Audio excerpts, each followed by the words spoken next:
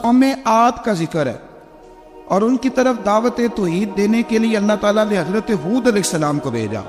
हूद अलैहिस्सलाम ने कौम से कहा कि मैं तुमसे किसी चीज़ का अजर तलब नहीं करूँगा, मेरा अजर मेरे अल्लाह के बारगाह में है, पास तुम अपने रब से बख्शिश मांगो, फिर उसकी बारगाह में तौबा करो, अल्लाह ताला तुम पर मूसलाधार बारिश बरसाएगा और तुम्हारी कुव्वत में इजाफा फरमाएगा। कौम आद ने दावत हक को रद्द किया और ईमान न लाए, बल्कि हूद अलैहिस्सलाम पर तंज किया। वो कहने लगे कि हमारे तो माबूदों ने, हमारे बुतों ने माज़अल्लाह आपको पागल बना दिया है, आपको मजनून बना दिया है। उल्टा हजरत हूद को कहने लगे, इसलिए आप ऐसी बातें करते। हूद अलैहिस्सलाम ने कहा, मैं अल्लाह को गवाह बनाता हूँ और तुम भी गवाह रहना कि मैं तुम्हारे शिर्क से बरी हूँ और मैं अल्लाह पर तवक्कुल करता हूँ और मैंने रिसालत का हक अदा कर दिया है। आयत नंबर 58 में अल्लाह ताला ने फरमाया, जब हमारे आज़ाब का वक्त आ गया तो हमने अपनी रहमत से हूद और उनके साथ मोमिनों को निजात अता की। कौम आद ने अल्लाह की निशानियाँ और रसूलों को झुठलाया और दुनिया और आखिरत में लानत के हकदार हुए। आयत नंबर 61 में फिर से हजरत सालेह अलैहिस्सलाम और उनकी कौम समूद के हालात को बयान किया गया।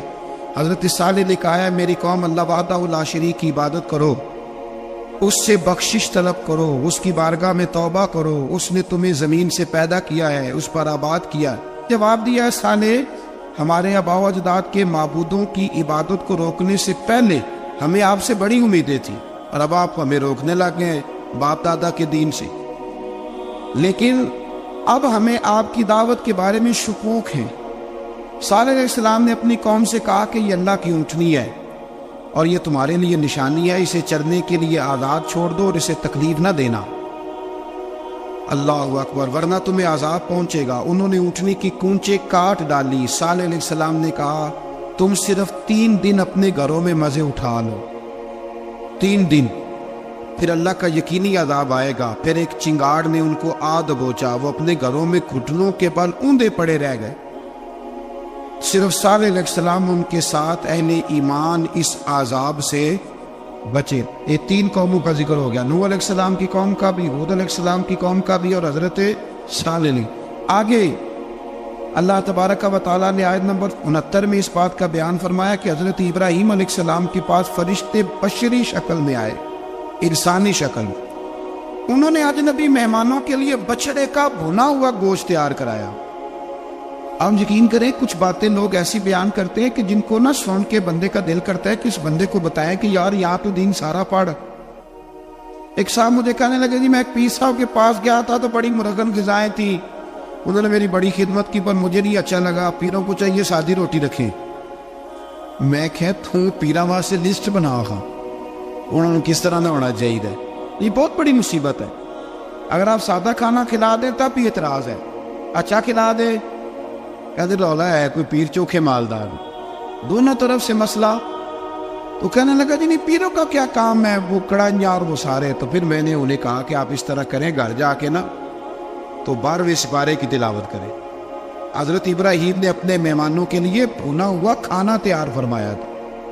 तो आप क्या कहेंगे कि हजरत इब्राहीम दरवेश नहीं थे? अजीब बात है भाई, आप हर बात में अड़ जाते हैं। दीन हमने वो लेना है जो अल्लाह का कुरान हमें देता है और रसूलुल्लाह की हदीस हमें देती है।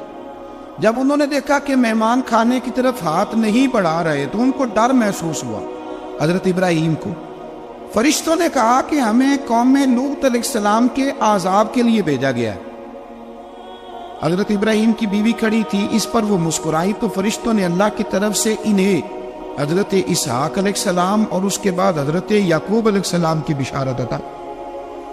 इसहाक अलैहिस्सलाम हजरत इब्राहीम के बेटे हैं और याकूब अलैहिस्सलाम पोते हैं, और याकूब अलैहिस्सलाम के बेटे यूसुफ अलैहिस्सलाम।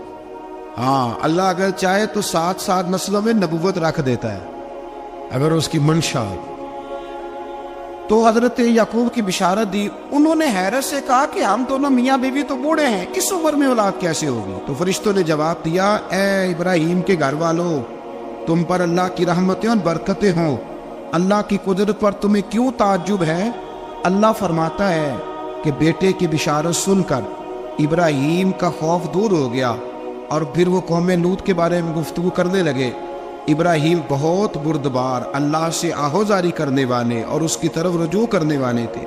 اللہ تعالیٰ نے حضرت ابراہیم علیہ السلام کو فرمایا، اے ابراہیم اس گزارش سے آپ گریزہ رہیں، اس کا یقینی فیصلہ ہو چکا ہے اور ان پر نہ ٹلنے والا عذاب نازل ہو کے رہے گا۔ وہ کیا گناہ کرتے تھے؟ لوط علیہ السلام کی قوم میں میں نے بتایا تھا، مرد مردوں سے بدفعلی کرتے۔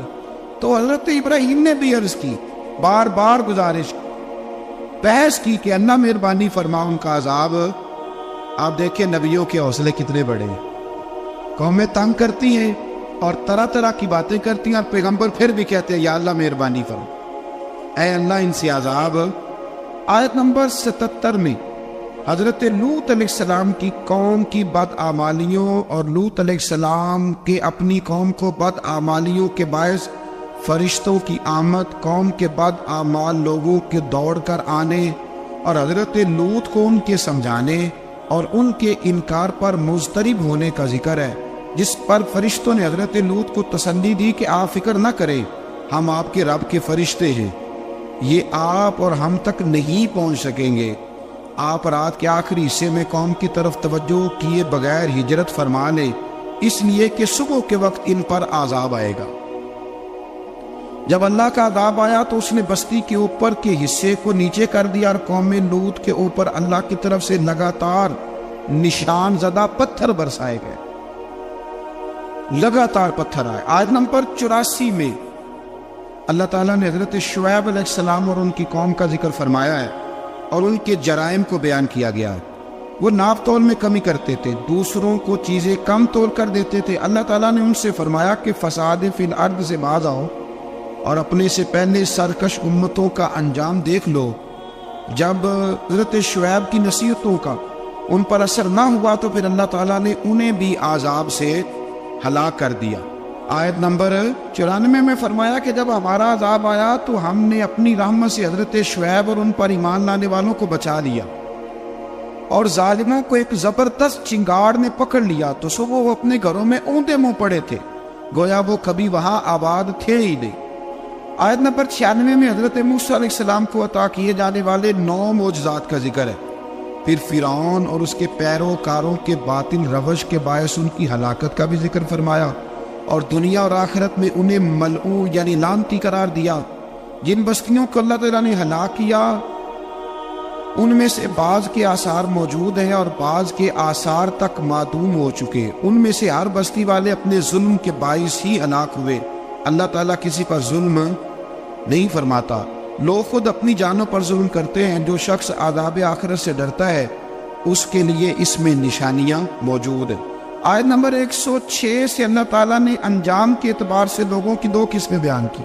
2 قسمیں فرمایا، ایک ہے سعادت مند لوگ اور دوسرے ہیں بدبخت۔ فرمایا بدبختوں کا ٹھکانہ جہنم ہے جس میں وہ ہمیشہ رہیں گے، اور نیک بختوں کا ٹھکانہ جنت ہے، وہ ہمیشہ اسی میں رہیں گے، اور ان کے لیے اللہ کی طرف سے نا ختم ہونے والی عطائیں۔ آیت نمبر 110 میں حضور صلی اللہ علیہ وسلم کو تسلی دی گئی کہ جس طرح یہ لوگ قرآن کے بارے میں اختلاف کرتے ہیں، اسی طرح قوم موسیٰ نے تورات کے بارے میں بھی اختلاف کیا تھا، اور اللہ نے ان کے اعمال کا پورا بدلہ انہیں دیا۔ آیت نمبر 112 سے سرکشی کو چھوڑ کر احکامات دین پر استقامت اختیار کرنے اور ظالموں کے ساتھ میل جول رکھنے سے بچنے کا حکم دیا گیا ہے، اور فرمایا کہ ظالموں سے میل جول کا انجام دوزخ کی آگ ہے۔ ہم لوگ نہ شکوہ کرتے ہیں، کسی حکومت کو بنے ہوئے 6 مہینے گزرتے ہیں تو شکوہ شروع ہو جاتا ہے، حالانکہ وہ خود تو نہیں نہ بنتے، ان کو کوئی بنانے والا ہے۔ تو ظالم کا جو مددگار ہوتا ہے وہ بھی ظالم ہوتا ہے، اس لیے احتیاط کریں۔ اور یہ صرف سیاستدانوں کی بات نہیں، دنیا کے ہر معاملے میں آپ غور کریں کہ آپ کسی ظالم کے مددگار تو نہیں۔ اللہ تعالی ہمیں حق پر استقامت عطا فرمائے۔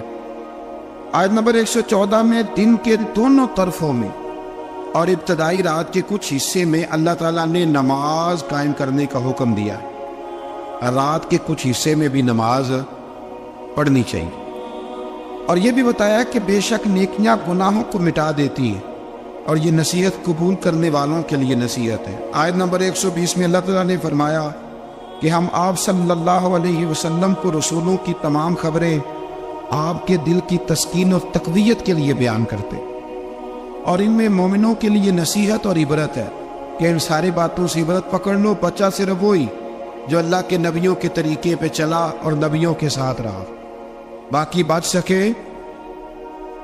نہیں۔ اللہ تعالیٰ کی طرف سے توحید و رسالت اور وقوع قیامت کے دلائل بھی ہیں۔ آیت نمبر 123 میں فرمایا کہ آسمانوں اور زمینوں میں سب غیب اللہ ہی کے ساتھ مختص ہیں اور ہر کام اسی کی طرف لوٹایا جاتا ہے۔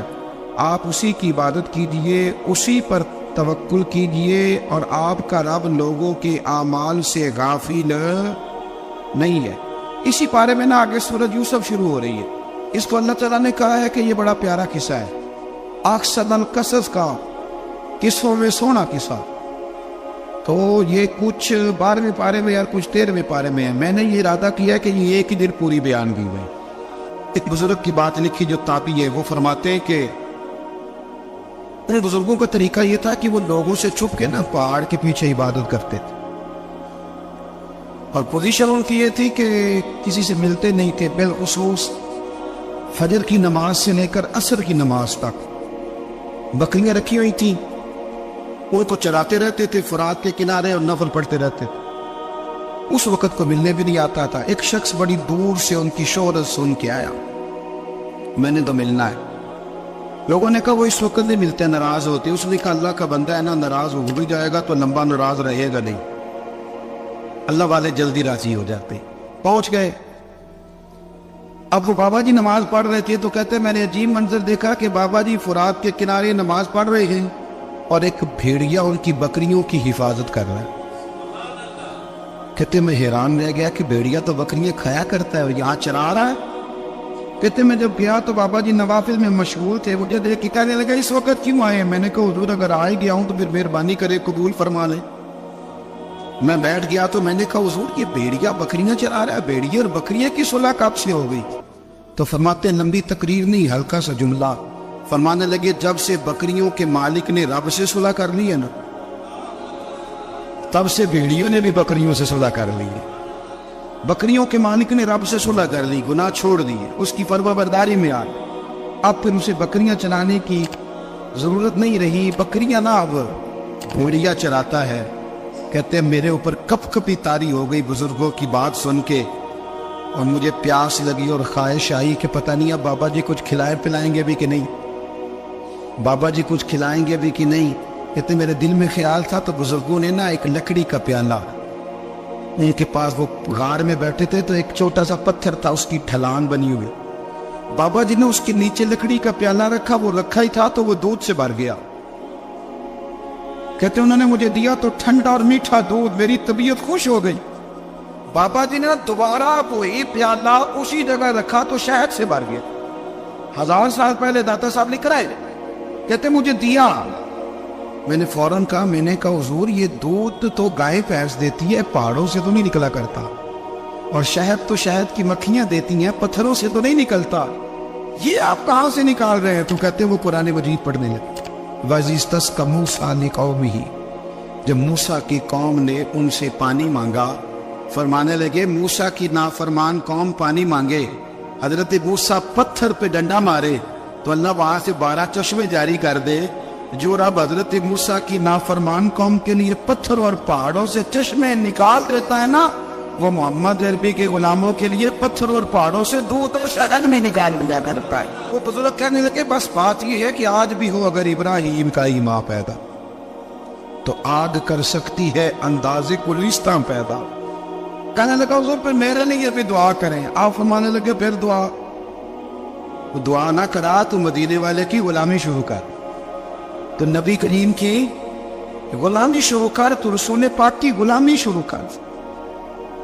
ایک بات علم، پھر فرمایا اللہ رسول سے محبت، پھر فرمایا حضور کی غلامی۔ اس سے سارے مکاشفات کھلیں گے، اس سے سارے مشاہدات کھلیں گے، اسی سے کرامتیں ملیں گی، اسی سے مقبولیت ہوگی، اسی سے اللہ نبی کی بارگاہ میں درجہ ملے گا۔ پھر داتا صاحب آگے بڑھتے، داتا صاحب فرماتے صوفیاء کی ایک جماعت ہے جو کہتی ہے ہم نے تو کبھی اپنی زبان پر دکھ بیان ہی نہیں کیے، ہر شے اپنے رب رسول کے حوالے کرتے، ہر شے اللہ رسول کے اور داتا صاحب کہتے ہیں کچھ ایسے بھی ہیں جو دعا بھی نہیں مانگتے، لوگوں کے لیے مانگتے، اپنے لیے نہیں مانگتے.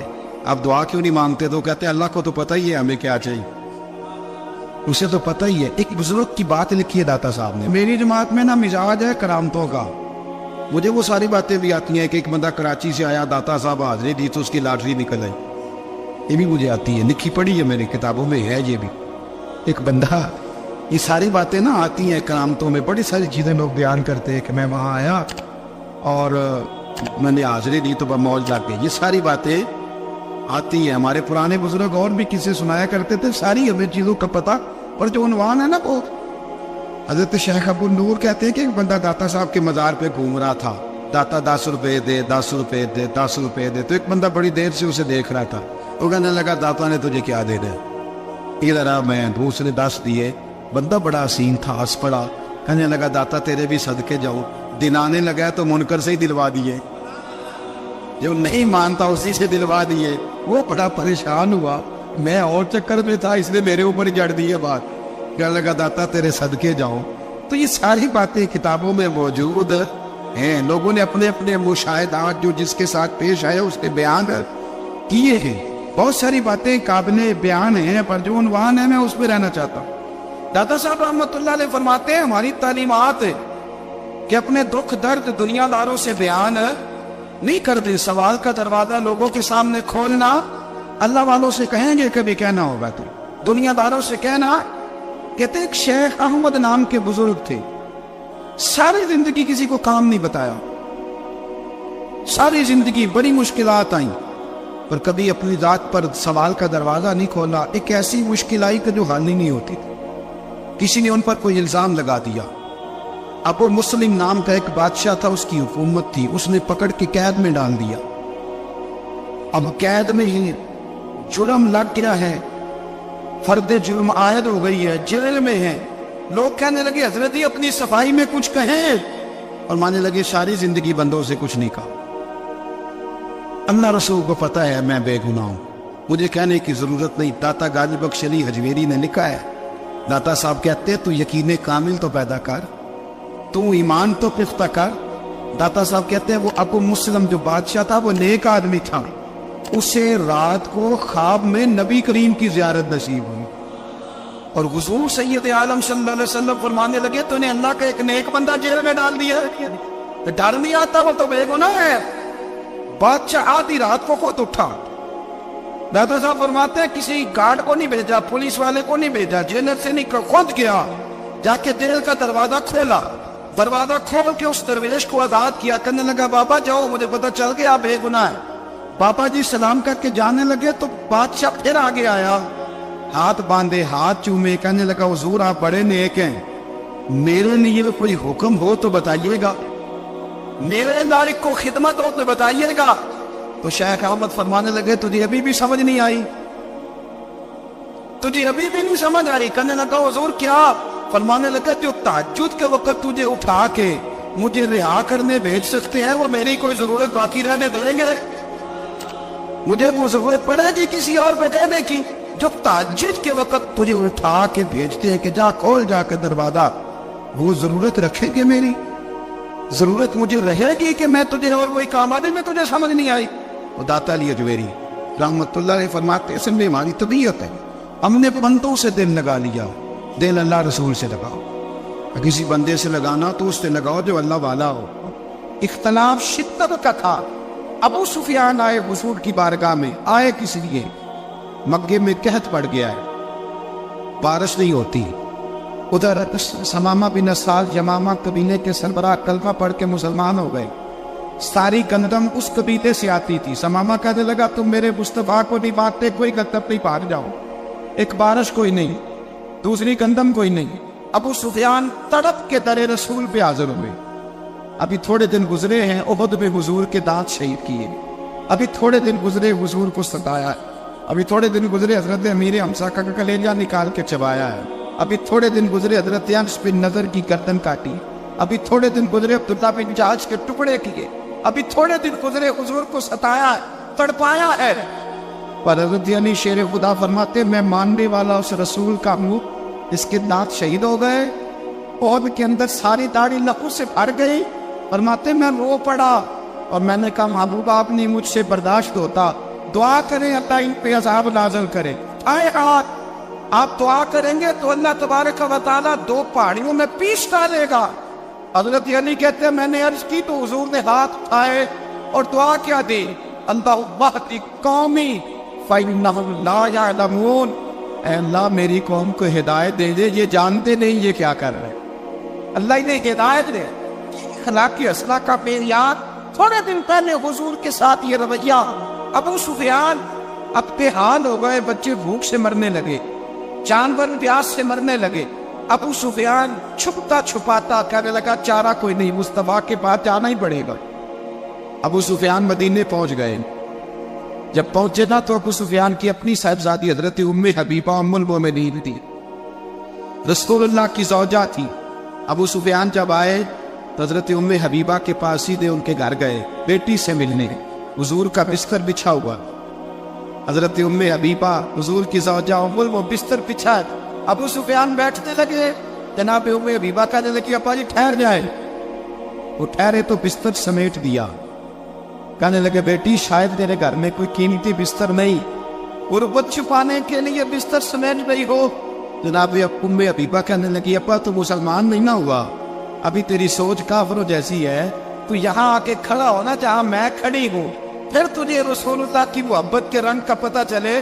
تو ابھی کھڑا وہاں ہے جہاں تجھے کفر ہی کفر سنائی اور سجائی دیتا ہے۔ بستر اس لیے نہیں سمیٹا کہ معاذ اللہ کم قیمت تھا، میں نے اس لیے سمیٹا ہے کہ وہ نجس ہے، ناپاک ہے، ابھی کلمہ نہیں پڑھتا۔ اور یہ اس رسول کا بستر ہے کہ جو بستر میں موجود ہوتے ہیں تو جبرائیل امین قرآن لے کے تشریف لے آتے ہیں، ذرا وجود اس قابل نہیں کہ یہاں بٹھایا جائے۔ نبی محمد صلی اللہ علیہ وسلم کی بارگاہ تک ابو سفیان آئے۔ ابو سفیان کہتے ہیں مجھے امید نہیں تھی، ابھی سوچ نہیں نہ بدلی، کہتے مجھے امید نہیں تھی، میرا خیال تھا وہ شکوے کریں گے، شکایتیں کریں گے، وہ کہیں گے تم نے بھی تو بڑا کچھ کیا ہے نا۔ ابو سفیان کہتے ہیں میں قربان جاؤں، میں نے یہ رنگ دیکھا تو مدینے کی فضا ویسے ہی بڑی ٹھنڈی تھی، لیکن مصطفیٰ کریم کے ساتھ جب میں نے بات کی تو میرے وجود پر گریہ طاری ہو، میرے اوپر کیفیت طاری ہو گئی، میں تڑپنے لگا۔ کہتے ہیں میں نے کہا محبوبہ میں آیا ہوں، آپ کا کلمہ پڑھتے ہی سمامہ نے گردن بند کر دی ہے، بارشیں رک گئی ہے، مکے کے لوگ بھوک اور پیاس سے مرنے لگے ہیں، محبوبہ بیٹیاں روتی ہیں، یا رسول اللہ مائیں ان کی چھاتیوں میں دودھ خشک ہو گیا ہے، بچے بلغتے ہیں۔ ابو سفیان کہتے ہیں میں دشمن تھا، سارے مکے کے لوگ دشمنی کرتے تھے، لیکن جب میں نے یہ لفظ کہے نا اچانک میری نظر اٹھی تو مصطفیٰ کریم کی تو آنکھیں آنسو برسا رہی۔ کہتے ہیں میری بات بھی مکمل نہ ہوئی، حضور نے پہلے رکا منگوایا سمامہ کے نام، فرمایا پہلے تو انہیں غطا اپنی مرضی سے دیتا تھا، اب تیرے نبی کا حکم ہے کہ پہلے سے بڑھ کر تو غلہ دینا ہے۔ اور پھر میرے مصطفیٰ نے ہاتھ اٹھائے۔ اور بھائی مشکل ہوتا ہے، مشکل ہوتا ہے، سگے بھائی کے لیے لوگ دعا نہیں کرتے، تو میرا شریکہ ہے، ساس بہو کے لیے بہو ساس کے لیے دعا نہیں مانگتی، کہتے اختلاف ہے، لوگ لوگوں کی زندگی نہیں مانتے، بیماری میں شفا نہیں مانتے۔ ابو سفیان کہتے ہیں آپ نا کے ناز تیرے قربان جاؤں۔ حضور نے ہاتھ اٹھائے اور کہا ہے اللہ مکے کی سنگلاٹ پہاڑیوں پہ بارش برسا، اے اللہ کھیتیاں ہری کر دے، اے اللہ ماؤں کی چھاتیوں پہ دودھ بھر دے، اللہ عورتوں کو تازگی دے دے، بچوں کو رانائی دے دے، پھلوں پھولوں کو تازگی دے دے۔ اب اس پیار کہتے پہلے حضور رو رہے تھے، اور جب نبی پاک کی دعا دیکھی تو میں نے رونا شروع کر دیا، میں نے رونا شروع کر دیا۔ کہتے واپس آیا تو وہ احساس کہ یار یہ میں کس شخص سے مل کے آیا ہوں، یہ کس قسم کے آدمی سے مل کے آیا ہوں، یہ کیسا لگ گیا، یہ کس قسم کا انداز ہے کہ جس کو میں پتھر مارتا رہا وہ میرے لیے دعائیں لے کے بیٹھا ہوا ہے، اس کو ساری زندگی ستایا ہے، وہ میرے بچے کے لیے روتا ہے، میری بیٹی کے لیے اس کی آنکھ میں آنسو ہے، وہ ہمارے لیے تڑپ رہے ہیں۔ میرے بھائیوں، ابو سفیان کہتے ہیں پھر دوسرا جلوہ میں نے تب دیکھا جب حضور مکے آئے، اور میں تو آخر تک لڑنے آیا تھا نا حدیبیہ تک۔ کہتے ہیں جب رسول پاک مکے آئے اور حضور نے اعلان معافی کیا تو بنتا تو یہ تھا کہ مجھے سزا ملتی، لیکن میرے مصطفیٰ کریم نے فرمایا جو ابو سفیان کے گھر میں چلا جائے گا میں اسے معاف کر دوں گا۔ کہتے ہیں میں نے کہا یہ میرے لیے کس قسم کی سزا تجویز کی ہے کہ میں عمر بھر دشمنی کرتا رہا اور یہاں رنگ عجیب ہے۔ حضور نے میرے لیے ہی اعزاز لکھ دیا، فرمایا جو ابو سفیان کی حویلی میں داخل ہو گیا میں نے معاف کیا۔ ابو سفیان کہتے پتہ نہیں کتنے پردے تھے جو اٹھ گئے، پتہ نہیں کتنی منزلیں تھی جو طے ہو گئی، پتہ نہیں کتنے جلوے تھے جن کا نظارہ ہو گیا، اور میں نے غور سے چہرہ دیکھا تو میری آنکھوں سے پٹی اتر گئی اور مجھے عبداللہ کے یتیم بیٹے کے پیچھے محمد الرسول اللہ کے جلوے نظر آنے شروع ہو۔ اخلاقی قدریں جب موجود رہتی، یہاں تو لوگ مرے ہوئے شخص کو مارتے ہیں، یہاں تو سڑک پر کتنی گراوٹ ہے اور کتنا گر گیا ہے اخلاق ان لوگوں کا، ایکسیڈنٹ ہو گیا ہے، ٹرین کی پٹری سے اتر گئی ہے، چیخو پکار ہے، واہے ہے، تڑپنا ہے، رونا ہے، سسکیاں ہے، ماں کا بازو کٹا ہے پر وہ چیختی ہے ذرا میرے بیٹے کا پتہ کرو، باپ کی آنکھوں میں ریت پڑ گئی ہے پر وہ تڑپتا میرا بیٹا تھا، چیخو پکار ہو رہی ہے۔ اور ظلم ہے اس قوم کا کہ جو بچانے والے آئے ہیں وہ پہلے آتے ہی ان کی جیبیں ٹٹول کہ بٹوے دیکھ رہے ہیں گری ہوئی عورتوں کے، یہ آپ اٹھا کر دیکھیے اخبارات، عورتوں کے گری ہوئی عورتوں کے کانوں سے بالیاں نوچی گئی اور ان کے کان پر کٹ گئے۔ یہ اس قوم کا حال ہے۔ اقبال کہتے ہیں جنہیں آتا نہیں دنیا میں کوئی فن تم ہو اور بیچ کھاتے ہیں جو بزرگوں کا کفن تم ہو۔ تم وہ لوگ ہو جو کفنوں پہ سودے کرتے ہو، جو قبروں پہ سودے کرتے ہو۔ یہ لوگ تجارتیں کر رہے ہیں، اخلاقی پستی کا یہ عالم کہ لوگ قبروں پہ سجدے کرتے ہیں، بیٹے بیچ کے دہیز خریدتے ہیں۔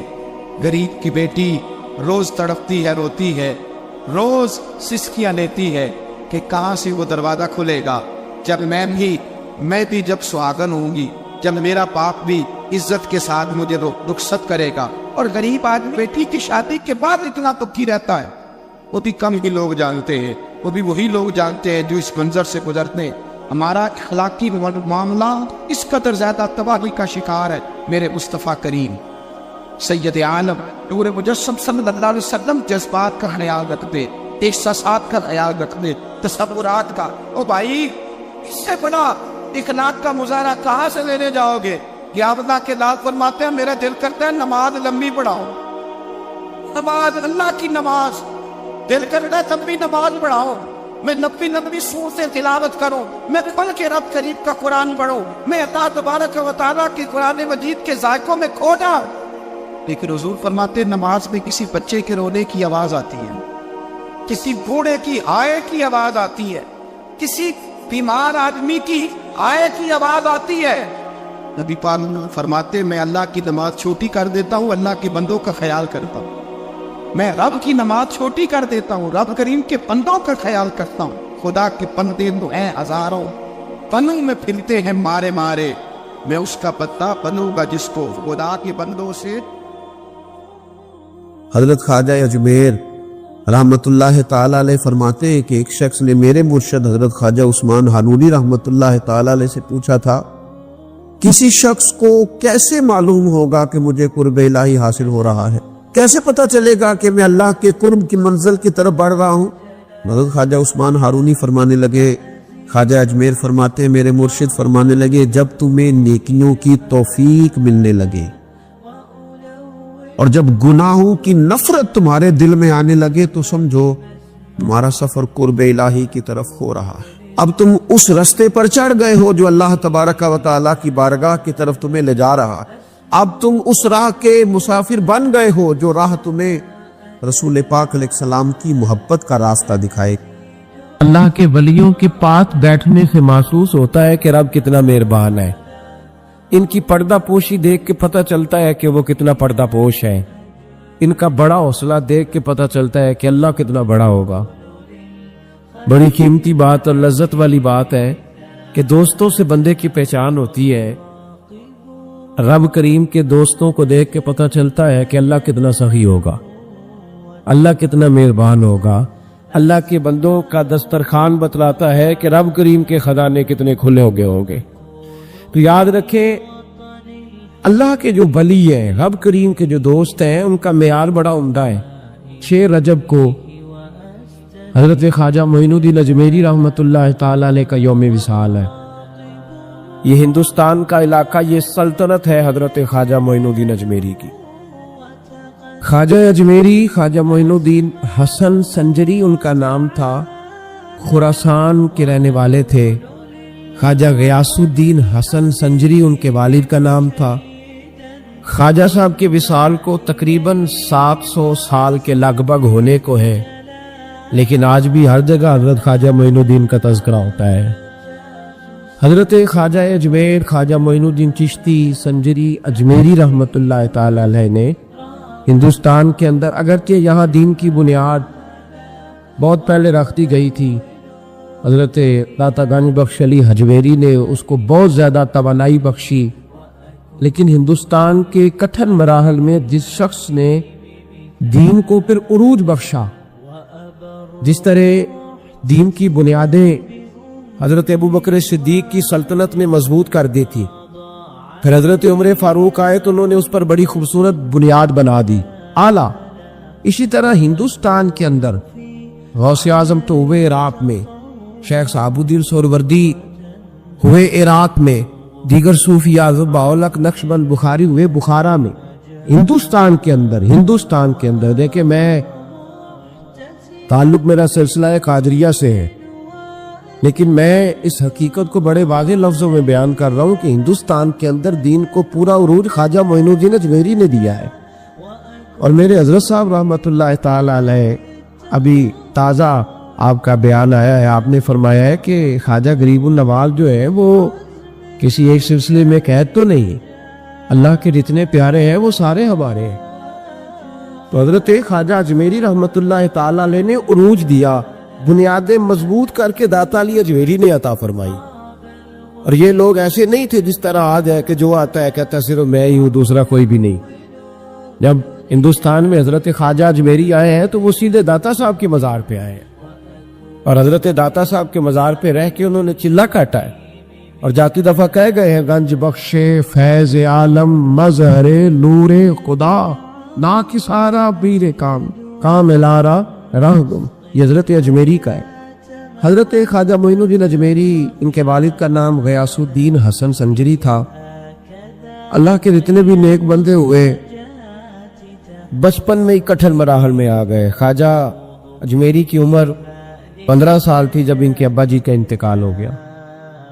ایک باغ، ایک پن چکی، پانی سے چلنے والی چکی ان کے ہاتھ آئی تو باغ کے اندر مزدوری کرتے، خود کھیتی باڑی کرتے، چکی چلاتے، محنت مزدوری کرتے۔ ایک بزرگ تھے حضرت ابراہیم قندوزی، مجذوب طبیعت کے بزرگ تھے، ہر وقت اللہ اللہ میں لگے رہتے تھے۔ ایک دن باغ میں آ گئے، آ کے بیٹھے، لوگ ان کو تنگ کرتے تھے، مجذوب تھے نا، بچے پریشان کرتے، تو آ کے باغ میں بیٹھ گئے۔ حضرت خواجہ اجمیری کی نظر پڑی تو فٹافٹ ایک انگوروں کا گوشہ توڑا، ٹھنڈے پانی کا پیالہ بھرا اور جا کے بابا جی کو پیش کیا۔ تمنا درد دل کی ہو تو کر خدمت فقیروں کی، تو کر خدمت فقیروں کی، تو کر خدمت فقیروں کی۔ نہیں ملتا یہ گوہر بادشاہوں کے خزینوں میں، یاد رکھنا اکثر وہ چیزیں کتابوں سے نہیں ملتی، اکثر وہ چیزیں تقریروں سے نہیں ملتی جو فقیروں کی نوکری سے ملتی ہیں، جو ڈیوٹی سے ملتی ہیں، جو تابع داری سے ملتی۔ حضرت خواجہ اجمیری نے جا کے ان کو کھجوریں، انگور کھلائے، پانی پلایا، تو حضرت ابراہیم رحمت اللہ علیہ بڑے خوش ہوئے، کہنے لگے بیٹے کیا کرتا ہے؟ کہا جی میں چکی چلاتا ہوں، یہاں محنت کرتا ہوں۔ تو فرمانے لگے تو اس کام کے لیے تھوڑا پیدا کیا گیا ہے؟ اپنے جیب سے ایک روٹی کا ٹکڑا نکالا، اس کو چبایا، اور پھر اپنے منہ سے نکال کے نا روٹی کا لقمہ اپنے منہ سے، تو کہا جی کھا لو۔ حضرت خواجہ معین الدین فرماتے ہیں میں نے وہ چند لقمے جھوٹے کیا کھائے، یہ تو میرے نبی پاک نے فرمایا ہے نا۔ حضور فرماتے ہیں مومن کے جھوٹے میں شفا ہے، مومن کے جھوٹے میں اکثر سوچتا رہتا ہوں، میں کہ نبی پاک نے یہ جو کہا ہے نا مومن کے جھوٹے میں شفا ہے، تو پابندی کوئی نہیں لگائی، پابندی کوئی نہیں لگائی نبی پاک۔ کہ صرف ظاہر کی بیماریاں جائیں گی، مومن کے جھوٹے میں شفا ہے۔ کامل مومن کا جھوٹا جو پیے گا اس کی ظاہری بیماریاں بھی جائیں گی، کسی درویش کا جھوٹا پیے گا عذاب باطن کی بیماریاں بھی دور فرمائے۔ یہ حضور کی حدیث ہے۔ بڑا بڑا لوگ اعتراض بھی کر لیتے ہیں نا جی صرف جھوٹا کھانے سے ہی درویش ہو گئے، اور بھائی نبی پاک نے فرمایا مومن کے جھوٹے میں شفا ہے۔ تو جب حضرت خواجہ معین الدین رحمت اللہ تعالی علیہ نے ان کا جھوٹا کھایا تو اللہ پاک نے باطن کی غلاظت دور کر دی۔ لڑا کرتے تھے صحابہ نبی پاک کا جھوٹا لینے کے لیے، لڑا کرتے۔ حضرت ابو ہریرہ فرماتے کہ صحابی بڑے سخی تھے، جو بھی ان سے کوئی چیز مانگتا وہ دے دیتے۔ ایک دن نبی پاک صلی اللہ علیہ وسلم کا جھوٹا دودھ تھا، اس صحابی کے ہاتھ آیا تو میں نے کہا دے دے۔ کہنے لگا میں بڑا سخی ہوں پر اتنا بھی نہیں کہ مصطفیٰ کا جھوٹا تقسیم کرنے لگتا، اس میں میرا اکیلے کا قبضہ ہے، اتنا بھی میں سخی نہیں کہ حضور علیہ الصلوۃ والسلام کا جھوٹا مل جائے تو دے دوں، یہ میں اپنے پاس ہی رکھوں گا۔ یہ کسی نصیب والے کو ملتا ہے، کسی نصیب والے کو۔ ایک دن میرا بڑا دل کرتا تھا کہ میرے استاد گرامی حضرت فیض احمد اویسی رحمۃ اللہ علیہ کا جھوٹا میں استعمال کروں، دل کرتا تھا۔ تو میں نے نا چائے بنائی حضرت کے لیے، میں نے کہا کتنی پی لیں گے؟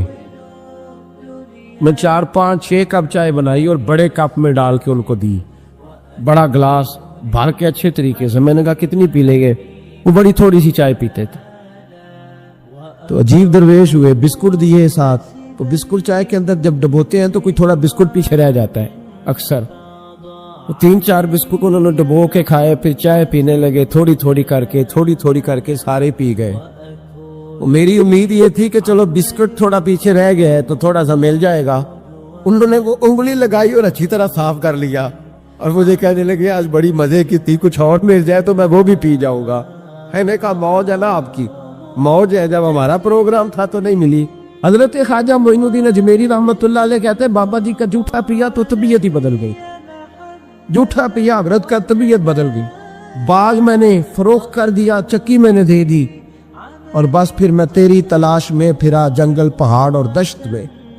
کئی سال مجاہدے کیے، ریاضتیں کی، قرآن مجید حفظ کیا۔ حضرت خواجہ معین الدین اجمیری تھے قرآن پاک مکمل حافظ تھے، درس نظامی پورا پڑھا۔ فرماتے میرے ایک استاد تھے شیخ محمود ان کا نام تھا، تو میری طبیعت کے اندر وجدان دیکھنے لگے تو نیشا پور کے علاقے میں ایک ہارون نام کا علاقہ تھا، چھوٹا سا گاؤں۔ تو مجھے کہنے لگے معین الدین ظاہری علم تو نے پڑھ لیا ہے پر تیرے اندر طلب کوئی اور ہے۔ تو میں نے کہا پھر کیا کروں؟ کہنے لگے وہاں ایک عثمان ہارونی درویش رہتا ہے، عثمان ہارونی، اس کے پاس چلا جا۔ کہتے میں آیا اور حضرت کا مرید ہو گیا، 1.5 2 سال حضرت کی خدمت رہا، تو حضرت لے کے مجھے مکہ مدینہ چلے گئے۔ فرماتے مکے جا کے کہنے لگے اللہ یہ میں نے شواز تیار کیا، اسے قبول کر لے، اسے قبول فرما لے۔ اور فرماتے پھر مکہ مکرمہ لے جا کے مجھے کہنے لگے معین الدین ذرا سر اٹھا کے دیکھ۔ فرماتے جب میں نے سر اٹھایا تو 18,000 عالم مجھے نظر آنے لگے، پردے سارے اٹھ گئے، 2 انگلیاں انہوں نے میرے سامنے کی، میں جب دیکھتا تو کائنات کی ہر شے میری نظروں کی سامنے آ جاتی، ہر شے۔ درویش پردہ پوش ہوتے ہیں ورنہ بڑی دور تک دیکھتے ہیں، بڑی دور تک۔ تر دامنی پہ شیخ ہماری نہ جائیے، ہم دامن نچوڑ دے تو فرشتے وضو کریں۔ فرماتے وہاں سے میرے پیر مجھے نبی پاک کی بارگاہ میں لے آئے، تو کہنے لگے محبوبہ اسے قبول کر لے۔ فرماتے میں نے اور میرے شیخ نے مصطفیٰ کی قبر انور سے آواز سنی، نبی پاک نے فرمایا میں نے اسے قبول کر لیا ہے پر اس کی ڈیوٹی میں نے ہندوستان میں لگا دی، ہندوستان میں ڈیوٹی لگائی۔ حضرت سیدنا خواجہ معین الدین رحمت اللہ تعالی علیہ کو مصطفیٰ، اسی لیے ہم خواجہ صاحب کو غریب نواز بھی کہتے ہیں، ہند البلی بھی کہتے ہیں، اور عطائے رسول بھی کہتے ہیں۔ یہ ہندوستان والوں کو نبی پاک نے عطا فرمائے۔ عطائے رسول حضرت خواجہ معین الدین چشتی سنجری اجمیری رحمت اللہ تعالی علیہ کہتے ہیں 2-3 سال میں 30 صاحب کے پاس رہا تو مجھے خلافت مل گئی۔ تو مرید جو ہوتے ہیں نا وہ پھر خود پیر ہو جاتے ہیں، پھر ان کے لیے مشکل ہو جاتا ہے۔ وہ پیر صاحب کی کرامت بھی پھر اس طرح سناتے ہیں کہ وہ پیر صاحب کی کم ہوتی ہے، مرید صاحب کی زیادہ ہوتی ہے۔ وہ میرا جی پیر صاحب انتظار کرتے رہے، میں گیا ہوں تو روٹی کھائی ہے۔ تو میں نے کہا پھر وہ کب پیر تھے؟ پھر تو پیر تھا جن کا وہ انتظار کر رہے تھے۔ کہتے ہیں جی پیر صاحب میرے پوچھنے کے بغیر کوئی کام نہیں کرتے. تو میں نے کہا پھر آپ یہ نہ کہے, پھر آپ کہیں مرید صاحب ہے. پیر صاحب تھوڑے ہوئے جو آپ سے مشورہ کرتے ہیں. تو پھر لوگ کرامت اس طرح سناتے. کہتے 1.5-2 سال میں خلافت مل گئی. مجھے حضرت نے کہا جا ڈیوٹی کر. تو میں نے کہا سونے جاؤں کہاں, دل ہی نہیں لگتا. 21 سال میں حضرت عثمان ہارونی کے پاس رہا. کتنے سال؟ اور کہتے ہیں میں تابع داری کرتا تھا, گھر میں جھاڑو دیتا تھا, ان کے بچوں کے کپڑے بدلتا تھا. کہتے ہیں حضرت عثمان ہارونی کا کوئی بچہ پیشاب کر دیتا تھا تو وہ بھی میں ہی صاف کرتا. فرماتے میں نے نوکری کی, نوکری اور 21 سال ڈیوٹی کی. کہتے ٹھنڈ کا موسم تھا, سردی بڑی سخت تھی. حضرت نے مجھے کہا انگیٹھی جلا. انگیٹھی دیکھی ہے نا آپ نے, وہ نہیں دیکھی؟ بڑے تسی شہر ہوا نا. انگیٹھی ہوتی تھی جس میں آگ جلایا کرتے تھے. چلو اب نہیں رہی, گیس آ گیا ہے, ورنہ میرے جیسے جو پینڈو ہے ان کو تو انگیٹھی کا پتہ ہی ہوگا. تو انگیٹھی کے اندر نا آگ جلا لیتے تھے, تو آگ تاپا کرتے تھے, ساری رات بیٹھا کرتے تھے آگ کے سامنے. تو کہتے ہیں حضرت نے نا بار مجھے کہا انگیٹھی جلا. 20-21 سال ہو گئے تھے نوکری کرتے. انگیٹھی جلائی تو میں وہ حضرت کے پاس بیٹھا ہوں تو آگ تاپ رہے. تھوڑی رات گہری ہوئی تو بارش کے قطرے, شبنم کے قطرے, شبنم گرنے لگی. رات کو پڑتی ہے نا, کیا کہتے ہیں ہم اپنی زبان میں, تریل. وہ کہتے ہیں وہ شبنم گرنے لگی. تو حضرت صاحب کہنے لگے معین الدین اٹھا یار اندر کمرے میں لے چلتے. وہ انگیٹھی جب ہم دیہاتوں میں جلایا کرتے تھے تو ہمارے بوڑھے جو ہوتے تھے وہ چارپائی کے نیچے بھی رکھ لیتے تھے کہ چلو گرم ہو جائے. کہنے چلو اٹھا چل لے چلتے ہیں, اور اندر چل کے سیکتے ہیں, تاپتے ہیں. تو حضرت سیدنا خواجہ معین الدین اجمیری کہتے ہیں میں نے کہا میرے شیخ نے کہا ہے, تو میں نے اٹھا کے نا تو سر پہ رکھا. تھوڑا سا آگے چلے تو میری طرف پیچھے پلٹ کے دیکھا خواجہ عثمان ہارونی نے, تو کہنے لگے او معین الدین ہاتھ میں پکڑ لے تیرا سر جل جائے گا, ہاتھ میں پکڑ لے تیرا سر جل جائے گا, ہاتھ میں پکڑ لے تیرا سر جل جائے گا. کہتے پتہ نہیں مجھے کیا ہوا, پہلے دن بے ادبی ہوئی, پہلے دن پیر کی بے ادبی ہوئی. میں نے انگیٹھی اتاری اور زمین پہ ماری. حضرت سیدنا عثمان ہارونی پلٹ کے میری طرف دیکھا, کہنے لگے او معین الدین تجھے کیا ہوا؟ تو کہتے ہیں میں رو پڑا, وجد میں رو پڑ, چیخ پڑا. میں نے کہا حضور 21 سال ہو گئے آپ کو سر دیے ہوئے, سر ابھی بھی میرا ہی ہے. 21 سال ہو گئے سر پیش کر دیا, ابھی بھی میرا ہے. میرے عشق دے وچ مشکوک نہ ہو. نے نیت کدے خطا کیتی, تیری ہر ملاقات میں انج کیتی جویں موسیٰ نال خدا کیتی. ایک تینوں رب بھی نہیں کہہ سکیا, باقی تے ساری رسم ادا کیتی. حضرت خواجہ اجمیر فرمانے لگے حضرت جی 21 سال ہو گئے ابھی بھی سر میرا ہی ہے. تو آپ فرمانے لگے بیٹے مجھے بھی پتا تھا, میں نے بھی آزمانے کے لیے بات کی تھی, چیک کرنا چاہتا تھا تو بولتا کہاں سے ہے, بس یہ سر میرا ہی ہے, یہ جہاں بھی رہے گا سر, تو جا ہندوستان اب چھوڑ دے. حضرت خواجہ اجمیری نے آ کے ڈیرا لگایا. آج ہم لوگ پتہ کس طرح تبلیغ کرتے ہیں, کوئی ہمیں دعوت دے, بلائے, سٹیج لگائے, پھول پھینکے, پھر تقریر کرتے ہیں.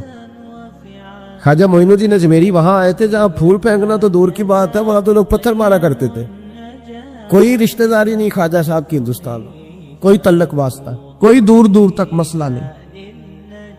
اور سید زادے اور نازو نام میں پلے, ایک جھونپڑی, اور صرف ایک اللہ اکبر, جس طرح تمبو لگایا جاتا اس طرح ایک جھونپڑی پکڑی. پہلے 2-3 مہینے یہاں رہے حضرت داتا صاحب کے مزار پر, وہاں بھی خیمہ لگایا. جہاں وہ حجرہ بنا ہوا ہے نا, وہاں خواجہ صاحب خیمہ لگا کے چلا کرتے تھے.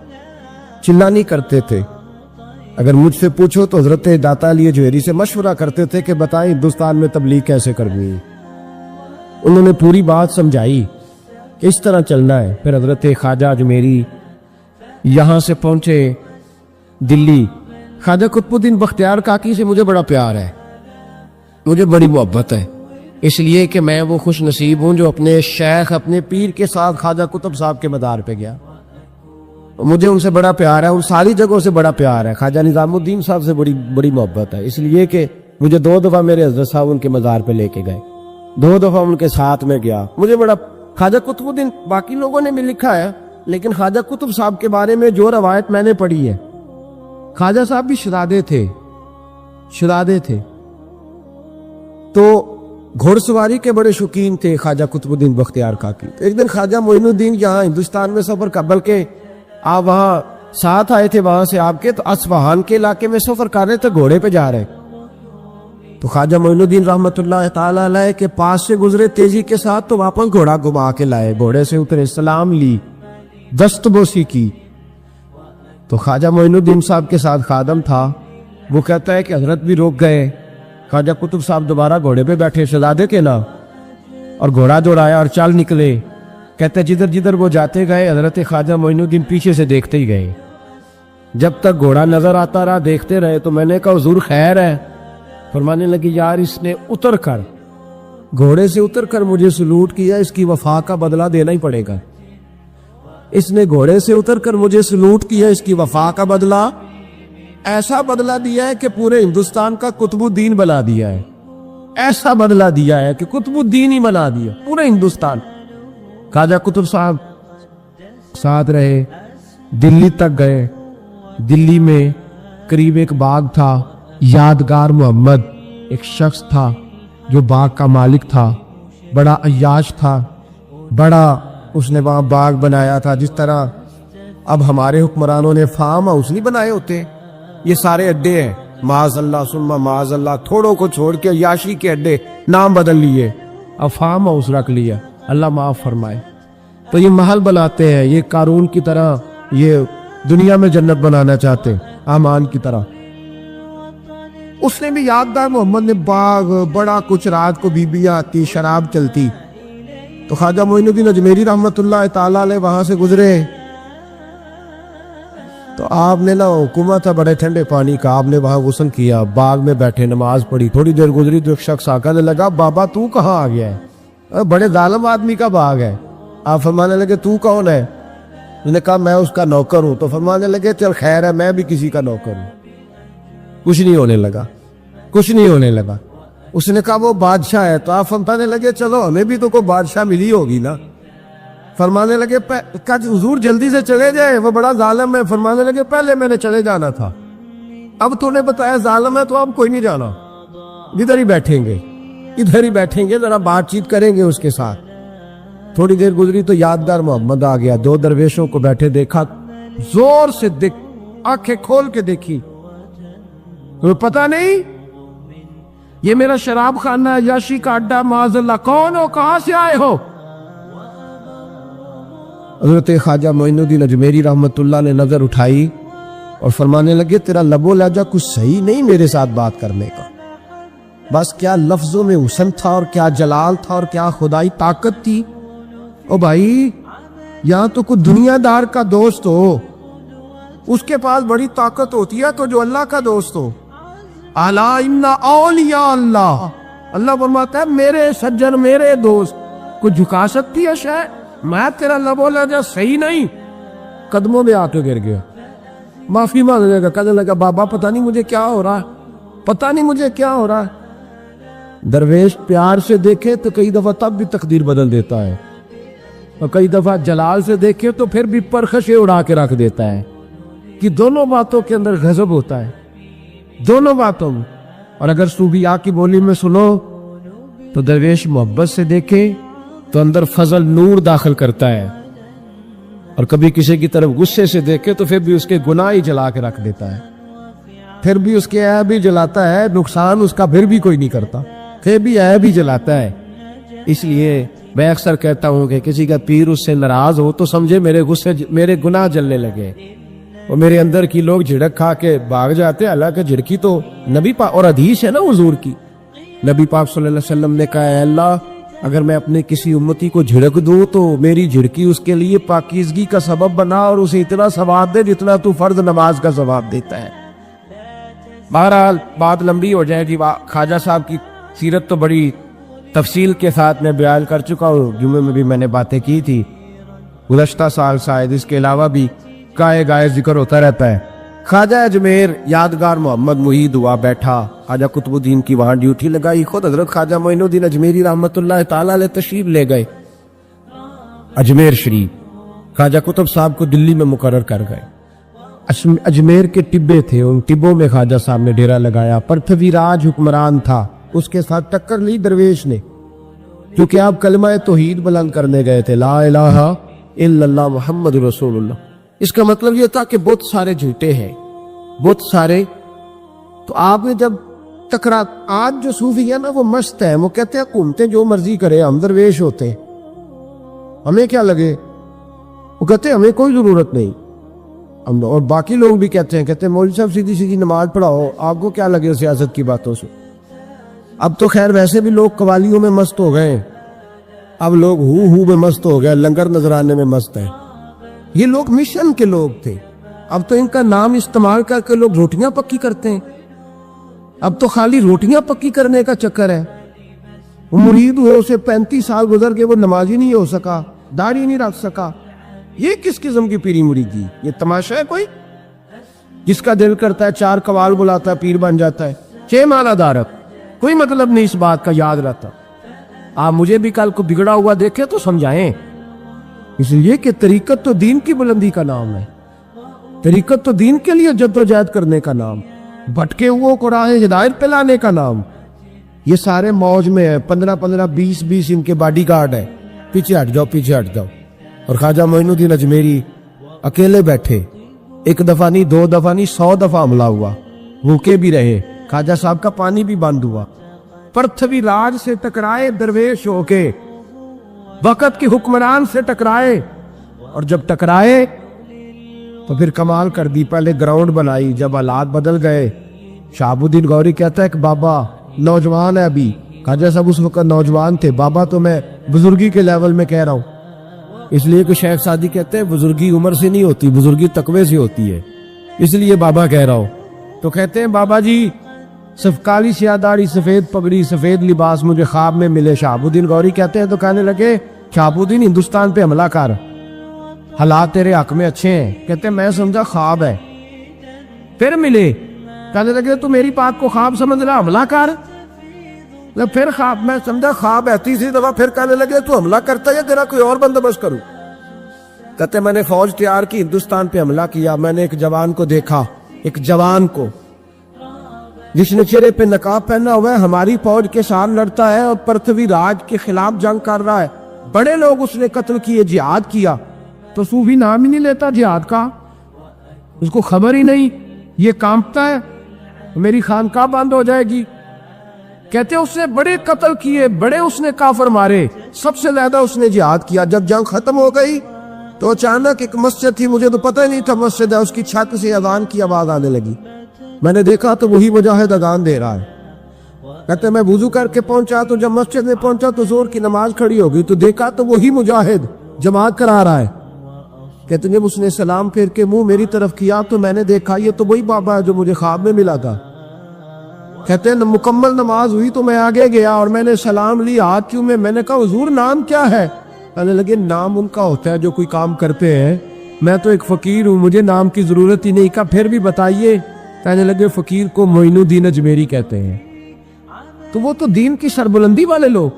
حضرت خواجہ اجمیر نے شہاب الدین غوری خود اپنے قلم سے لکھا ہے اور اس کا تحریری خط آج بھی موجود ہے۔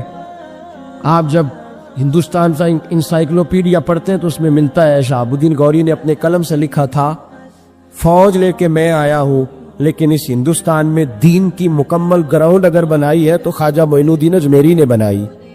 حضرت خواجہ اجمیر رحمت اللہ۔ اور پھر بھی ہندو باز نہیں آئے۔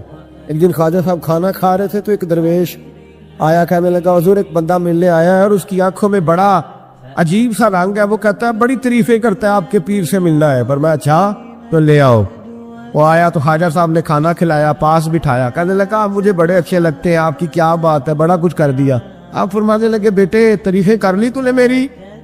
لگا کر لی۔ فرمانے لگے زندگی میں وقت بڑا قیمتی ہے، فضول باتوں میں ضائع نہیں کرنا چاہیے، میں نے سارے درویش باہر بھیج دی ہیں، تو اور میں اکیلے ہی ہیں، چل جو کرنا ہے کر دے، کرنا ہے کر دے۔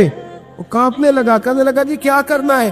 تو خواجہ صاحب نے اس کی چادر کھینچی تو بغل سے خنجر زمین پہ گر گیا۔ میرے نبی پاک صلی اللہ علیہ وسلم نے فرمایا آخری زمانے میں کچھ لوگ آئیں گے زبان شہد سے زیادہ میٹھی ہوگی، دل ان کے بھیڑیے سے زیادہ خطرناک ہوں گے۔ فرمایا کر لے جو کرنا ہے، خنجر گر گیا۔ تو خواجہ صاحب اس کی طرف دیکھا تو رونے لگے. آپ فرمانے لگے میں شہزادہ تھا اور جب میں شہزادگی چھوڑ کے ہندوستان آیا تھا تو میں اپنے رسول کے نام پر مرنے ہی آیا تھا. تو تمہیں تو ضرورت ہی نہیں ہے بہانے کرنے کی, تعریفیں کرنے کی, مارو میں تیار ہوں. قدموں میں گرا, کہنے لگا حضور مجھے پتہ چل گیا ہے آپ سچے ہیں, آپ کھرے ہیں. فرمایا کیوں؟ کہنے لگا اس لیے کہ آپ کے اخلاق میں اخلاق محمدی کی جھلک دیکھ رہا ہوں صلی اللہ علیہ وسلم. قدموں میں گر گیا. میرے بھائی حضرت اجمیری نے دین پھیلایا, 97-98 سال تبلیغ فرمائی. خواجہ اجمیری کے بعد ان کے کسی بیٹے کا نام نہیں آتا, سیدھا خواجہ قطب الدین صاحب کا نام آتا ہے. خواجہ قطب صاحب کے بعد ان کے بیٹے کا نام نہیں آتا, حضرت بابا فرید الدین کا نام آتا ہے. بابا فرید کے بعد ان کے بیٹے کا نام نہیں آتا, خواجہ نظام الدین اولیاء کا نام آتا ہے. اب سجادہ نشینیاں پراپرٹیاں بن گئی ہیں, جائیدادیں بن گئی ہیں. اب پراپرٹی بنائی جاتی ہے, بعد میں بیٹا بٹھایا جاتا ہے. یہ کاروبار ہے, یہ دھندا ہے. اولیاء چشت میں جس بزرگ نے اپنے زمانے میں بڑا عروج پایا ان کا نام خواجہ قطب الدین بختیار کاکی ہے. سب بولیے رحمت اللہ ہے تعالی علیہ. خواجہ قطب الدین یہ شہزادے تھے اور مرید ہوئے تو خواجہ معین الدین صاحب کے ساتھ ہی آ گئے دلی میں. خواجہ معین الدین صاحب کی بھی کیا بات, عطائے رسول ہند الولی, اور ان کے مرید تھے بابا فرید الدین گنج شکر رحمت اللہ علیہ. اور مجھے اللہ جانتا ہے مجھے عشق کی حد تک پیار ہے بابا فرید صاحب سے, بڑا میرا درد ان کے ساتھ. اور میں جتنا اس صوفی کو پڑھتا ہوں کم ہی لوگوں کو میں نے پڑھا ہے. حضرت بابا فرید کے پیر اور خواجہ معین الدین صاحب کے خلیفہ, کیا نام ہے, خواجہ قطب الدین. مکتب میں پڑھتے گئے نا, پہلے دن 4 سال کی عمر تھی تو قاری صاحب نے الف با تا سا پڑھایا تو انہوں نے 15 سپارے قرآن پاک کے سنا دیے. تو کہنے لگے بیٹا تجھے کیسے آئے؟ کہنے لگے میری اماں 15 سپاروں کی حافظ ہے, وہ سارا دن قرآن پڑھتی رہتی تھی, مجھے سن کے یاد ہو گیا ہے. یہ بالا نو گالاں یاد ہو سکدیاں نے تے قرآن پاک بھی یاد, اللہ خیر کرے. شرط یہ ہے کہ ہم گھر میں قرآن پڑھیں, بچوں کو سن کے بھی یاد ہو ہی جاتا ہے. خواجہ قطب الدین اتنا عروج پایا اس شیخ کامل نے کہ وقت کا بادشاہ بھی مرید ہو گیا. سلطان شمس الدین التمش مرید تھا, دلی کا بادشاہ بھی مرید تھا. اجمیر کا بادشاہ خواجہ معین الدین صاحب کا مرید نہیں ہوا. نہ پاک پتن کا بادشاہ بابا فرید کا مرید ہوا, لیکن خواجہ قطب صاحب کو اللہ نے یہ عظمت بھی دی. یہ شان ہے نا, اگرچہ صدقہ سارا خواجہ معین الدین کے قدموں کا ہی تھا, لیکن دلی کا بادشاہ مرید ہوا. اور اتنا اعلیٰ مرید ہوا کہ جب خواجہ قطب الدین صاحب کا وصال ہوا تو 3 شرطیں لگائی تھی. فرمایا میرا جنازہ وہ پڑھائے, جب سے توبہ کیا پھر اس کا سینے بد حرام کے لیے نہ کھلا ہو, اور جب سے توبہ کیا پھر لقمہ حرام اس کے گلے سے نہ گزرا ہو, اور جب سے توبہ کیا پھر کبھی نماز تہجد بھی قضا. بڑے بڑے صوفی میری طرح کے گردن جھکا کے کھڑے ہو گئے. 7ویں صف سے دلی کا بادشاہ نکل آیا, کہنے لگا پیرا ساری زندگی میں نے پردہ داری سے عبادت کی تھی, تو جاتی دفعہ مجھے بے نقاب کر گیا ہے. اتنا بڑا انہوں نے شخص تھا. اور حال یہ تھا, لوگ کہتے ہیں کہ فلانا آدمی امیر آدمی ہے تو حضرت صاحب کا تعلق, پیر صاحب کا تعلق زیادہ ہے, تو اس کی عمارت نہ دیکھ, کبھی کبھی اس کی پرہیزگاری بھی دیکھ, اس کی خدمت گزاری بھی دیکھ. خواجہ قطب الدین صاحب پہ بھی الزام لگتے رہے. ایک الزام یہ بھی لگا کہ قریب چلے گئے. ہوا کیا, جب بادشاہ مرید ہوا تو کہنے لگا حضرت جی میں نے بادشاہی نہیں کرنی, میں نے اب خانقاہ میں رہنا ہے. تو فرمایا بیٹا تو چھوڑ دے گا تو کوئی ظالم بیٹھ جائے گا. تو حضور پھر کیا حکم ہے؟ فرمانے لگے تو نے کرنی ہے. تو کہا حضور آپ وہ کہاں ہوتے ہیں, میں کہاں ہوتا ہوں, دل ہی نہیں لگتا. تو آپ فرمانے لگے میں ڈیرا اٹھا کے تیرے قریب لے آتا ہوں. خواجہ صاحب 1 کلومیٹر کے فاصلے پر ڈیرا اٹھا کے لے آئے. فرمانے لگے میں تیری تربیت کرتا رہوں گا, تو مخلوق کا بھلا کرتے رہنا. صلی اللہ علیہ, تو حضور کی امت کا اللہ اکبر. وہ قریب, اس وقت بھی لوگوں نے بڑی باتیں کی کہ دیکھو جی بادشاہ تھا نا تو پیر صاحب ہی نیڑے آ گئے. لوگ دیکھتے نہیں کہ اصل بات کیا ہے. خیر وقت گزر گیا, بادشاہی مرید ہو گیا, تو پھر دلی سارے میں اسلام, اتنا عدل انصاف, ہندوؤں کو بات پسند نہ آئی. انہوں نے کچھ مسلمان خرید لیے. سلطان شمس الدین التمش بیٹھا ہے دربار میں, جاگ رہے ہیں نا آپ لوگ, سب کہیے صلی اللہ ہو. بڑی غور سے سننے والی بات. ایک دن سلطان شمس الدین تمش دربار میں بیٹھا ہے، قاضی عدالت بھی بیٹھے ہیں، مقدمات سنے جا رہے ہیں، باہر سے رونے کی آواز آنے لگی، چیخنے چلانے کی، بی بی بیان کر رہی، کیا ہو گیا کیا ہو گیا؟ وہ ٹال لگے ہوتے تھے بادشاہوں کے، وہ بجنے لگے، زور ہونے لگا۔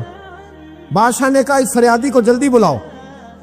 وہ اندر عورت آئی تو چیخ چیخ کے رو رو کے اس نے اپنے کپڑے پھاڑ پھاڑ کے برا حال، 2 مہینے کا بچہ، لوگ اس کی یاہو زاری پر اس کی طرف متوجہ، بی بی کیا ہوا؟ پانی پلاؤ، بٹھاؤ، یہ کیا ہو گیا؟ کہنے لگی لٹ گئی، عزت برباد ہو گئی، تباہ کر دی گئی۔ میں کیا ہوا؟ کہنے لگی بادشاہ ایک شخص میرا غیر شرعی خامن بنا، پھر مجھے حمل ہوا، پھر میری گود میں یہ بچہ ہے 2 مہینے کا، اب گئی ہوں تو وہ کہتا ہے کہ میرا تو تیرے سے تعلق ہی کوئی نہیں۔ بادشاہ کہنے لگے یہ سلطان شمس الدین تمش کی جگہ ہے، اور میں نے رسول اللہ صلی اللہ علیہ وسلم کے دین کے مطابق حکومت استوار کی ہے، کون ہے جو تیرے ساتھ؟ ابھی گردن نہ کاٹ دوں گا، بات کر کون ہے؟ کہنے لگی تو کچھ بھی نہیں کرے گا، کوئی کچھ نہیں کر سکتا۔ لوگ کلمے چھوڑ کے بیٹھ گئے، توجہ ادھر ہو گئی۔ پراپوگنڈے بڑا اثر کرتے ہیں معاشرے پہ، رنگ ایسا عجیب ہے، انداز ایسا عجیب ہے۔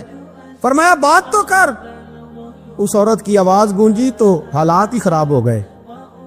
کہنے لگی بادشاہ حوصلہ پیدا کر سننے کا۔ کہا تو بات کر۔ کہنے لگی میرے گود میں جو بچہ ہے یہ قطب الدین بختیار کاکی کا ہے، یہ تیرے پیر کی ناجائز اولاد ہے۔ اٹھاؤ، پروفیسر سلیم چشتی نے پی ایچ ڈی کی ہے، وہ لکھ رہے ہیں اس واقعے کو، تیرے پیر کا ناجائز بچہ ہے۔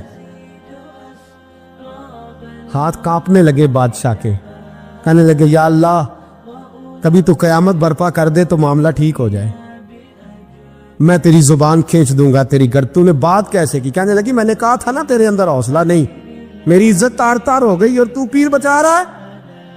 اللہ اکبر۔ سلطان شمس الدین تمش آسمان کی طرف دیکھ کے کہنے لگے مولا مجھ مجرم کو جس کی برکت سے اٹھا کے تو نے مسجد میں پہنچایا، آج مجھے تو نے کس امتحان میں ڈال دیا؟ یہ کیا رنگ تو نے زندگی کا بنایا ہے؟ کہنے لگی بلا اسے، اڑاب گردن۔ اللہ اکبر۔ خواجہ قطب الدین بختیار کاکی، ذرا اس جگہ پہ اپنے آپ کو کھڑا کر کے دیکھ میرے دوست، جو شخص دلی کے بازار میں نکلے تو دکانیں بند ہو جائیں، عورتیں گھروں میں گھس جائیں، جس کے نام پر چرچے ہوں دین کے، وہ شخص لاٹھی ٹکاتا ٹکاتا، عرس منانے آسان ہے، ڈھول ڈمکے کر کے گھروں کو جانا آسان ہے، پر ذرا ان کی راہوں کا مسافر تو بان انہوں نے انداز کیا اختیار کیا۔ حضرت خواجہ قطب الدین بختیار کاکی، خبر پھیل گئی، اتنی شہرت پاکیزگی کی نہیں ہوئی تھی جتنی اس جرم کی ہوئی۔ لاٹھی ٹکاتے ٹکاتے جب پہنچے نا بادشاہ کے دربار میں، بادشاہ اٹھنے لگا، قاضی اٹھنے لگا، لوگ اٹھنے لگے، تو قطب الدین بختیار کاکی کی آنکھوں میں آنسو آئے، مانے لگے بیٹو بیٹھ جاؤ، آج میں پیر بن کے نہیں آیا، میں مجرم بن کے آیا۔ اور کہا میرے مالک کا انصاف بھی دیکھو، دلی کا پیر آج دلی کی عدالت میں اپنے نا کردہ جرم کی صفائی دینے آیا ہے، بڑی لاٹھی پہ ٹیک لگائی، دلی کی گلیاں بھی روتی ہیں کہ یہ کیا رنگ، اللہ یہ تیرا کیا رنگ ہے، یہ تے میں گڈی تے ہاتھ ڈور سجن دے، او جنج رکھے اونج رہنا، واجب نہیں جے وچ شریعت، مندہ خسم نو کہنا اے تن میرا کنگھی ہووے، میں زلف سجن دی واواں، پوش میرے دی جتی بن جائے، میں یار دی قدمی آواں، مارو مارو مینوں مار مکاؤ، کوئی یوزر نہ پیش لے آواں، جے سونا ہی میرے دکھ وچ راضی، جے سونا ہی میرے دکھ وچ راضی، تے میں سکھ نو چلے ڈاواں، پر یار فریدا بس اونوں رو رو حال سناواں۔ ٹیک لگائی ہے، بی بی بول دے گواہی۔ کہنے لگی بی بی رب جانتا ہے، رب کا رسول جانتا ہے، پر میں تجھے نہیں جانتا، تو کون ہے؟ کہنے لگی اچھا وہ لوگوں کو بھیج کے تہجد کے بہانے پچھلے دروازے مجھے اندر بلانا اور اب تیرا بھول جانا۔ پھر رونے لگی، پھر مکر کرنے لگی۔ مجھے بتائیے ایسا کوئی مقدمہ ہو تو لوگ کیا کہتے ہیں؟ یکدم حالات بدلتے ہیں کہ نہیں بدلتے؟ دلی کا ماحول ہی بدل گیا، سارا رنگ ہی بدل گیا۔ عورت تو ہندو تھی، اس نے تو جھوٹ موٹ کے کلمے بھی پڑھ رکھے ہیں۔ اللہ اکبر۔ خواجہ صاحب پوچھتے गवाह है कोई तेरे पास? तो 4 कलमा पढ़ने वाले खड़े हो गए। अल्लाह करे कलमा पढ़ने वाले बिका ना करे, आमीन तो कहे। और खड़े होके कहने लगे हाँ, हमने आते भी देखा है, जाते भी देखा है। ख्वाजा कुतुबुद्दीन साहब ने नजर उस्मान की तरफ उठाई, कहने लगे अच्छा जो तेरी मर्जी। मैं गुड्डी ते हथ डोहर सज्जन दे, वो जिंज रखे उंज रहना है, वाजब नहीं विच शरीयतमंदा खसम नु कहना। कहने लगे सुल्तान यार एक रात की मोहलत नहीं दे देता।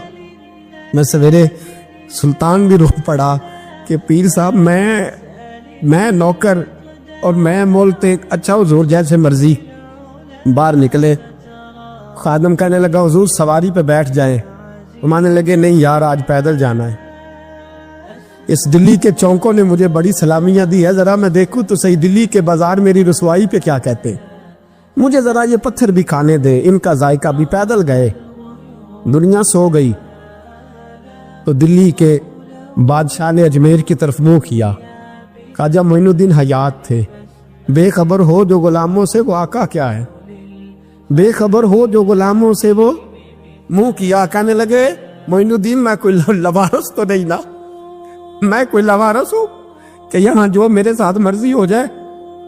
तेरी मजबूरियां दुरुस्त, मगर तेरा वादा था साथ देने का, वक्त आया है। मैं कोई लवारस नहीं कि अब तू अजमेर में बैठा रहे और मैं दुख सारा अकेले बर्दाश्त करूं।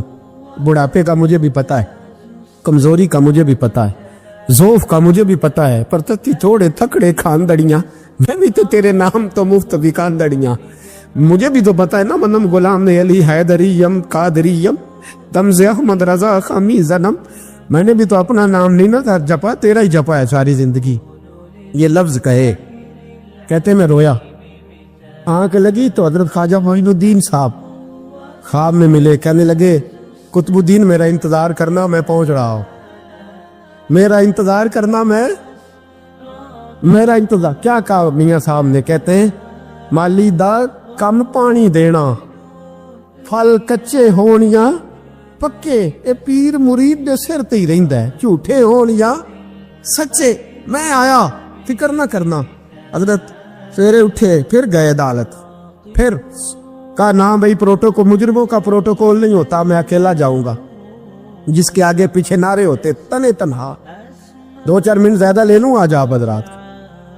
कहते मैं पहुंचा अदालत और जाके जब कहा ना कि हाँ जी हुजूर बताइए, गवाह भी खिलाफ है, मुकदमे बोले, तो कहने लगे मुझे मेरे शेख ने हुक्म दिया है कि मेरा इंतजार करना।